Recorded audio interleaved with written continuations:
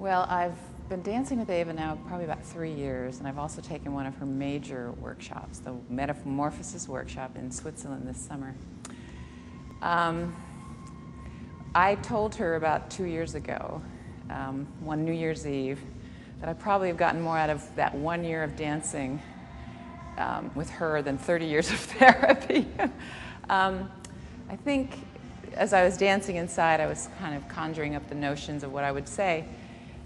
And we live in an increasingly verbal-oriented society where we all walk around with notions and judgments and who we are, and limits us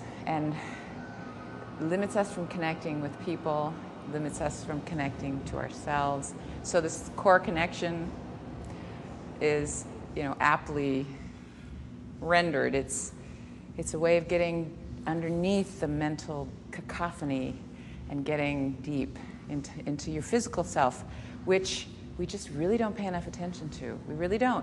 And one thing we learned this summer was how stresses and traumas and these judgments and everything can kind of live in your body, and how dance and working together with this dance and using her technique just breaks you free of those things. And there's sorrow and there's work. It's not all bopping around and dancing and laughter. It's hard. It's really just being surprised by a piece of music that strikes you so much you're on the ground crying.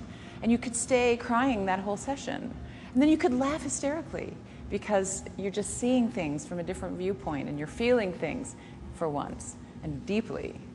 So for me, having sort of had to deal with my life through my mental pictures and survive through a mental framework, it's just completely liberating.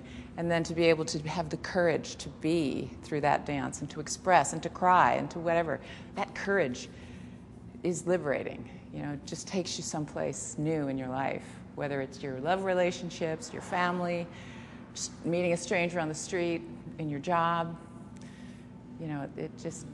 I'm a different person when I come in than when I go out. I think she's like the most fierce sprite.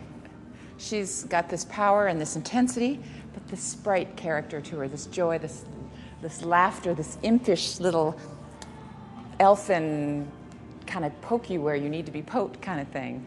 It's with laughter and she holds the opposites, the shadow and the light somehow, and shows you how to do that. And that takes fierceness and that takes levity, and somehow she does it. And the altars on Wednesday night are beautiful. This is my first Sunday, so it's a little starker, but that's okay because there's a new group of people, and the vividness isn't something to look at on an altar. It's just to get with a new group of people.